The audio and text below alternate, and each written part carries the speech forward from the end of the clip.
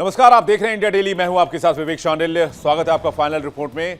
Final report में देश और दुनिया की हर बड़ी खबर पर हमारी नजर होती है। जो खबर आपके लिए जरूरी है, जो खबर दिन भर हेडलाइंस में रही है, खेल के मैदान से लेकर राजनीति के मैदान तक, युद्ध के मैदान से लेकर कूटनीति के मैदान तक, हर खबर पर बारीक नजर फाइनल रिपोर्ट में हम आपको दिखाते हैं। यानी खबरों की फाइनल रिपोर्ट क्या कहती है वो आपके सामने रखते हैं। तो आइए देखते हैं फाइनल रिपोर्ट।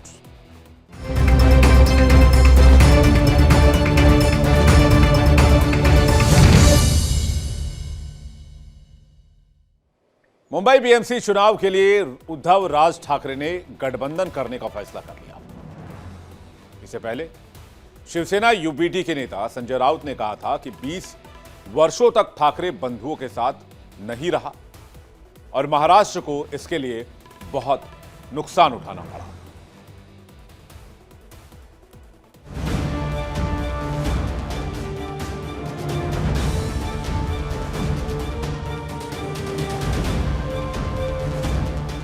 महाराष्ट्र की सियासत में ठाकरे बंधुओं ने एक बड़ा फैसला लेकर सबको चौंका दिया।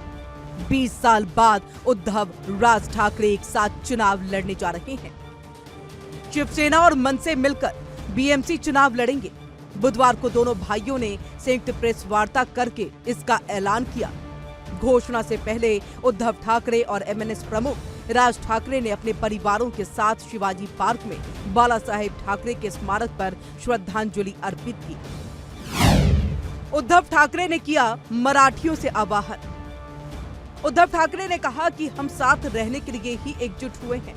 मुंबई या महाराष्ट्र पर किसी ने टेढ़ी नजर डाली तो उसकी सियासत खत्म कर देंगे और ये शपथ लेकर के हम साथ आए हैं। विधानसभा चुनाव के वक्त भाजपा ने ये गलत प्रचार किया था, कटेंगे तो बटेंगे। इसी पर अब हम मराठी लोगों से ये कहना चाहते हैं कि अगर अब चूक गए तो खत्म हो जाओगे, अगर आपस में फूट पड़ी तो पूरी तरह से खत्म हो जाओगे। मराठी मानुस किसी के आड़े नहीं आता, लेकिन अगर कोई उसके रास्ते में आ गया तो वो उसे वापस नहीं जाने देता। राज बोले, महाराष्ट्र को गठबंधन का इंतजार था। राज ठाकरे ने कहा कि किसी भी दल से महाराष्ट्र बड़ा है। हम अभी कोई आंकड़ा नहीं बताएंगे, समय आने पर इसकी घोषणा की जाएगी। बहुत दिनों से महाराष्ट्र जिसका इंतजार कर रहा था, उस शिवसेना मनसे के बीच आज आखिरकार गठबंधन हो गया है। उद्धव ठाकरे ने अघाड़ी पर कसा तंज। महाविकास अघाड़ी के सवाल पर उद्धव ने चुटकी ली। उन्होंने कहा कि कांग्रेस ने तो जाहिर कर दिया है, अब हम और क्या बोले, टूट गया है। क्या अघाड़ी अब भी कायम है? इस पर उद्धव ने तंज कसते हुए कहा कि हाँ, सारे दल तो बाहर हो गए, फिर भी आप कह सकते हैं महाविकास अघाड़ी अटूट है। संजय राउत बोले, भाजपा को सबक सिखाने के लिए एकजुट हुए हैं। शिवसेना के नेता संजय राउत ने कहा, 20 वर्षों तक ठाकरे बंधुओं का साथ नहीं रहा और महाराष्ट्र को इसका बहुत नुकसान उठाना पड़ा। अब भाजपा को सबक सिखाने और मुंबई में चल रही लूट को रोकने के लिए उद्धव और राज ठाकरे एकजुट हुए हैं। हम मुंबई की 10 नगर निगमों में एक साथ चुनाव लड़ेंगे। गठबंधन को लेकर संजय राउत ने कहा कि उद्धव ठाकरे और राज ठाकरे आज चुनावी गठबंधन की घोषणा करने के लिए एकजुट होंगे। उन्होंने कहा, ये महाराष्ट्र और मराठी जनता के लिए खुशी का क्षण है। बाला साहेब ठाकरे ने यहीं के मूल निवासियों के लिए शिवसेना की भी स्थापना की थी। कांग्रेस बीजेपी ने गठबंधन पर खड़े किए सवाल। बीएमसी चुनाव के लिए शिवसेना और एमएनएस के गठबंधन पर कांग्रेस नेता अतुल लोढ़े ने कहा, आज खबर आई है कि अजीत पवार और शरद पवार गठबंधन करने जा रहे हैं। उन्होंने सवाल खड़े करते हुए कहा कि इसका मतलब क्या है कि महायुति में फूट पड़ गई है। देखिए, हाइप तो ऐसे क्रिएट की जा रही है मानो रशिया और यूक्रेन ही साथ में आ गया और ज़ेलेंस्की और पुतिन बात कर रहे हैं। इस प्रकार की हाइप दो पार्टियां जो अपना अस्तित्व खोज रही है, जिन्होंने अपना अस्तित्व गंवा दिया है, जिन्होंने बार बार भूमिकाएं बदलकर लोगों के बीच अपने बारे में अविश्वास पैदा किया है, जिन्होंने तुष्टीकरण की नीति को अपनाकर एक प्रकार से अपना वोट बैंक खो दिया है, ऐसी दो पार्टियां साथ में आई है तो उनके साथ में आने से कौन सा फर्क पड़ने वाला है? फर्क पड़ेगा नहीं पड़ेगा ये तो समय बताएगा, लेकिन उनके परिवार को तोड़ा गया ये सच्चाई है, उनकी पार्टी को तोड़ा गया ये सच्चाई है, और जिस तरह से उनकी पार्टी को तोड़ करके उनके भाई को तोड़ करके अलग किया गया और जो लोग थे सब बेनकाब हो गए, वो एक अलग विषय है, वो एक अलग विषय है। और कांग्रेस अपने बलबूते लड़ रही है, अपने दम पर कर रही है, कांग्रेस ने पहले भी किया है, तो वो कोई ऐसी तो है नहीं कि वो पहले नहीं लड़े, पहले कांग्रेस ही चलाती थी। अब देखना होगा 20 साल बाद साथ आए ठाकरे ब्रदर्स का ये गठबंधन मुंबई बीएमसी चुनाव में क्या गुल खिलाता है। Bureau report, India daily.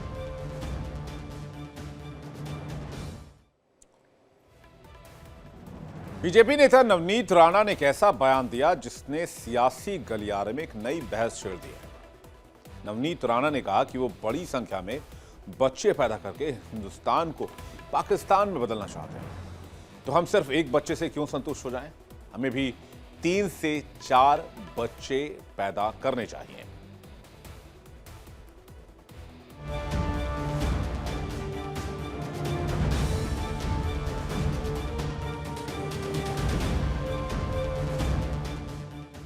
Bhajpa नेता नवनीत राणा ने मंगलवार को मीडिया के सवालों का जवाब देते हुए कहा कि हिंदुओं को कम से कम 3-4 बच्चे पैदा करना चाहिए, जिससे उन लोगों की साजिशों का मुकाबला किया जा सके जो बड़ी संख्या में बच्चे पैदा करके हिंदुस्तान को पाकिस्तान में बदलना चाहते हैं। पूर्व निर्दलीय सांसद राणा ने पत्रकारों से कहा, मैं सभी हिंदुओं से अपील करता हूँ, सुनिए, ये लोग खुलेआम कहते हैं कि इनकी 4 पत्नियां और 19 बच्चे हैं। मुझे सुझाव है कि हमें कम से कम 3-4 बच्चे पैदा करना चाहिए। राणा ने आगे कहा कि मुझे नहीं पता कि वो मौलाना है या कोई और, लेकिन उसने कहा है कि उसके 19 बच्चे और 4 पत्नियां हैं, लेकिन वो 30 बच्चों की संख्या पूरी नहीं कर पाया। वे बड़ी संख्या में बच्चे पैदा करके हिंदुस्तान को पाकिस्तान में बदलना चाहते हैं, तो हम सिर्फ एक बच्चे से क्यों संतुष्ट हो जाए? हमें भी 3 से 4 बच्चे पैदा करना चाहिए। मुझे 4 बीवी होने के बाद मैं 35-40 बच्चे नहीं कर सका, तो मैं सभी हिंदुओं को आग्रह करूंगी कि ये 19 बच्चे पैदा कर रहे हैं, तो हम किमान 3 से 4 बच्चे ये हिंदुस्तान में हम सब हिंदू भाइयों ने, बहनों ने, हमने करना चाहिए। ये हिंदुस्तान को पाकिस्तान बनाने के राह पे चल रहे हैं, तो हमको हमारे हिंदुस्तान से अगर प्रेम होगा, ये 19 बच्चे कर रहे हैं, तो हमने जरूर 3 से 4 बच्चे जरूर सबने करने चाहिए। उन्होंने उद्धव ठाकरे के नेतृत्व वाली शिवसेना और राज ठाकरे के नेतृत्व वाली महाराष्ट्र नवनिर्माण सेना के बीच ब्रह्म मुंबई महानगर पालिका चुनाव के लिए गठबंधन की संभावनाओं को भाव नहीं दिया और पूरी तरह से नजरअंदाज किया। उन्होंने कहा, उद्धव ठाकरे बेबसी का पर्याय बन चुके हैं और नगर परिषद और नगर पंचायत चुनावों के लिए उन्होंने अपने कार्यकर्ताओं को प्रचार के लिए बाहर नहीं निकाला। अगर कोई उद्धव ठाकरे के साथ जुड़ता भी है तो उसका प्रदर्शन स्थानीय निकाय चुनाव से भी बदतर होगा। आपको बता दें कि महाराष्ट्र में अगले साल 15 जनवरी को बीएमसी सहित 29 नगर निगम चुनाव होने वाले हैं। ये कारण है कि सियासी बयानबाजी लगातार तेज होती जा रही है और दोनों ओर से नेता एक दूसरे के खिलाफ लगातार बयानबाजी कर रहे हैं। Bureau report, India Daily. UP विधानसभा के शीतकालीन सत्र के चौथे दिन सीएम योगी आदित्यनाथ ने विपक्ष को फिर से निशाने पर लिया। कानून व्यवस्था, माफिया कार्रवाई और विकास कार्यों को गिनाते हुए कहा कि यूपी अब सुधर चुका है। अपराधियों को चिताया कि नहीं सुधरे तो यमराज से मिलन तय है।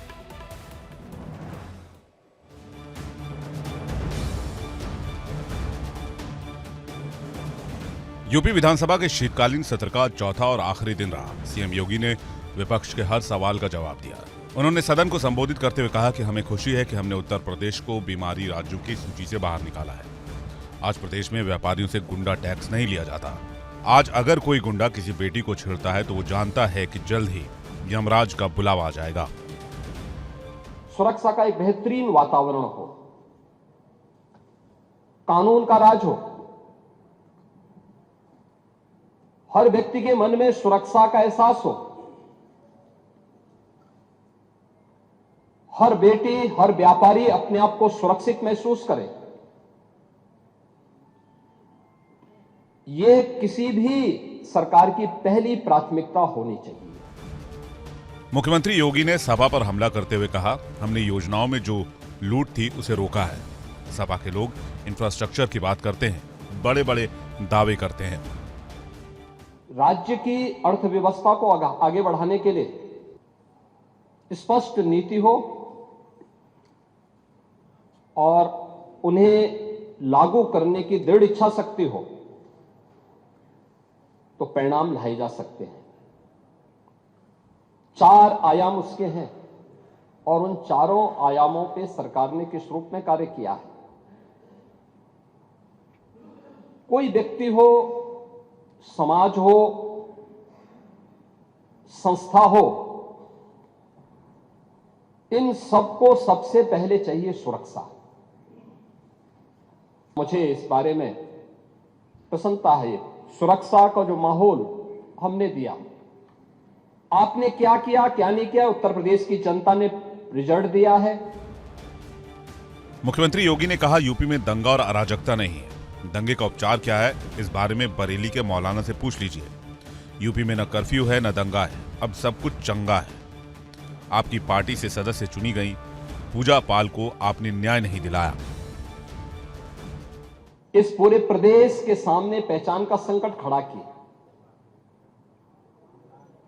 अराजकता का जो तांडव खड़ा किया था, कौन इसके लिए दोषी था। और मैं धन्यवाद दूंगा कि आपने बहुत सारी चीजों को स्वीकार किया कि हां अच्छा हुआ है। जैसे दुर्दांत माफिया और अपराधियों के प्रति सरकार की क्या नीति होनी चाहिए और सरकार ने वह करके भी दिखाया। मुख्यमंत्री योगी ने विपक्ष पर निशाना साधते हुए कहा कि तुष्टीकरण की नीति के कारण ही पाकिस्तान और बांग्लादेश का निर्माण हुआ। बांग्लादेश में एक दलित हिंदू को पीट पीट कर मार दिया गया, लेकिन जो लोग गाजा पट्टी पर आंसू बहाते थे उनके मुंह से एक शब्द नहीं निकला, क्योंकि उन लोगों के लिए दलित, किसान, महिलाएं सब वोट बैंक हैं। सीएम ने कहा, तुष्टीकरण की नीति के कारण बांग्लादेश का निर्माण हुआ है। अगर विभाजन ना होता तो हिंदुओं पर अत्याचार ना होता। जब हम लोग बांग्लादेश के अवैध प्रवासियों और रोहिंग्याओं को निकालेंगे तो यही लोग आंसू बहाएंगे, क्योंकि इनमें से कई तो इन लोगों के वोट बैंक होंगे। Bureau report, India daily.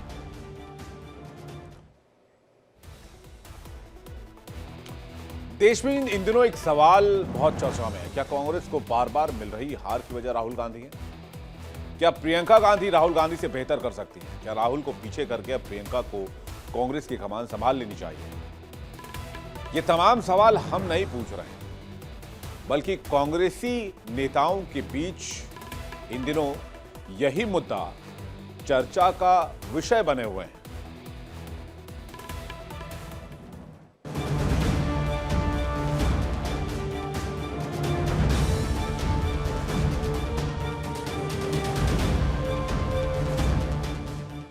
चुनाव दर चुनाव शिकस्त खाने वाली और हाथ से फिसलते मुद्दे कांग्रेस नेताओं और कार्यकर्ताओं को हताशा से कितना भर चुके हैं। संकट सिर्फ कार्यकर्ताओं का नहीं बल्कि नेतृत्व का भी है, ये कहा जा रहा है। पार्टी के कई नेता कहते हैं कि पूरी पार्टी एक परिवार में उलझ कर रह गई है। सोनिया नहीं तो राहुल होंगे, राहुल नहीं तो प्रियंका होंगी। मतलब गांधी परिवार से बाहर देखने का साहस नेताओं के अंदर भी नहीं है, ऐसा भी कई जानकार कहते हैं। सत्ता को जहर मानने वाले नेताओं की बेचैनी, सत्ता तक पहुंचने की बेचैनी साफ नजर आती है।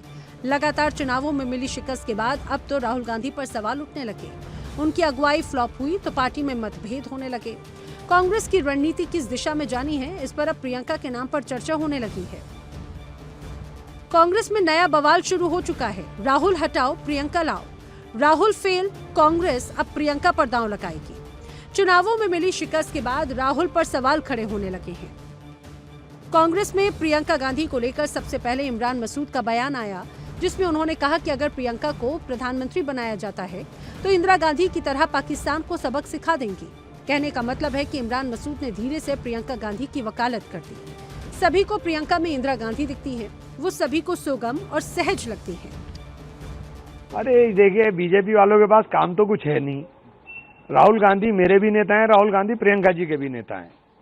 प्रियंका जी के मामले में उन्होंने सवाल किया, मैंने प्रियंका जी के लिए जवाब दिया कि प्रियंका जी दूसरी इंदिरा गांधी हैं और प्रियंका गांधी और राहुल गांधी इंदिरा गांधी के पोता पोती हैं। वो इंदिरा गांधी की आंखें हैं। तो इंदिरा गांधी के चश्मे से अगर उनको देखेंगे तो आपको समझ में आएगा कि बांग्लादेश के अंदर अगर इनके पास कमान होती तो बांग्लादेश का हिंदुओं का ये हाल ना होता जो आपके साल टाइम पर हो रहा है। मुझे ऐसा लगता है कि प्रियंका गांधी जी का जो तेवर है, जो उनकी राजनीति है, जो उनकी न्याय के प्रति सोच है, जो उनकी किसी के हक के लिए लड़ने की ताकत है, साहस है, वो बिल्कुल इंदिरा जी जैसा है। पर वही साहस, वही ताकत हमने राहुल जी में देखी है, सोनिया जी में देखी है। प्रियंका जी खुद अपना नेता किसको कहती हैं? आप मुझे इस बात का जवाब दीजिए। प्रियंका जी खुद कहती है मेरे नेता राहुल गांधी है, जैसे हम सबके नेता राहुल गांधी, वो हमारे आइडियोलॉजिकल फाउंटेन हेड हैं, उनको देखकर हमें प्रेरणा मिलती है। बीजेपी तो हमें ये बताए कि ये जो नितिन नवीन जी आ गए, ये कहां से आ गए, जो सांप लौट रहे हैं धर्मेंद्र प्रधान से लेकर बाकी लोगों पर, उसका क्या हो रहा है, जो बातचीत बंद है अमित शाह और योगी जी की, उस पर क्या कहेंगे। इधर कांग्रेस सांसद ने बयान दिया, सियासी हलचल तेज हो गई। कांग्रेस में राहुल बनाम प्रियंका की जंग तेज। इमरान मसूद ने प्रियंका को संभावित पीएम उम्मीदवार बताया। प्रियंका की तुलना पूर्व प्रधानमंत्री इंदिरा गांधी से की। लेकिन इन सब के बीच सबसे बड़ा सवाल ये है कि क्या इसकी वजह से प्रियंका को लोकसभा में कांग्रेस का नेता बना देना चाहिए। प्रियंका को लोकसभा में आए महज 12 महीने ही हुए हैं। अब ऐसे में उन्हें कांग्रेस का नेता या नेता प्रतिपक्ष कैसे बनाया जा सकता है। जाहिर है सत्ता पक्ष इस मौके को हाथ से जाने नहीं देगा। राहुल गांधी जो है वो अपने काम को सीरियसली नहीं लेते, और ये बात खत्म हुई ही थी तो कांग्रेस पार्टी के एक और सांसद इमरान मसूद आ गए, और इमरान मसूद ने तो साफ साफ कह दिया कि अब उनको राहुल गांधी पर कोई भरोसा नहीं बचा है। अब राहुल हटाओ, प्रियंका जी को लाओ। प्रियंका जी को प्रधानमंत्री बनाने में अब उनको काम करना है। गांधियों की जो लड़ाई है खुल के सामने आ रही है, साइड लेना शुरू हो गया है। कोई प्रियंका गांधी को प्रधानमंत्री बनाना चाहता है कि वो देखिए कैसा परफॉर्म करेगी। अगर राहुल गांधी जी जर्मनी घूम रहे हैं तो बहुत जल्दी कांग्रेस का पूर्ण रूप से विघटन तय है। ये होना ही था, मैंने पहले ही कहा था, क्योंकि निष्क्रिय नकारा आदमी को कोई बर्दाश्त करने को तैयार नहीं है। अब खुद की बहन ही नहीं बर्दाश्त करने को तैयार है तो बाकी कौन बर्दाश्त करे। इतना जरूर है कि राहुल गांधी की अनुपस्थिति में प्रियंका गांधी संसद के सत्र में आगे आई और बड़े ही अच्छे ढंग से विपक्ष का नेतृत्व किया। खासकर जी राम जी या मनरेगा मामले में समूचे विपक्ष का गांधी प्रतिमा तक मार्च करना, फिर लोकसभा अध्यक्ष की चाय पार्टी में जाना। हालांकि यह निर्णय खड़गे साहब का था, लेकिन प्रियंका के इस अंदाज को बहुतों ने सराहा भी। उन्हें लगा कि राहुल गांधी इस चाय पार्टी में नहीं जाते, लेकिन प्रियंका जरूर गई, और अब उनकी यही अदा उनकी अपनी पार्टी को भी राहुल से ऊपर दिखा रही है। Bureau report, India daily.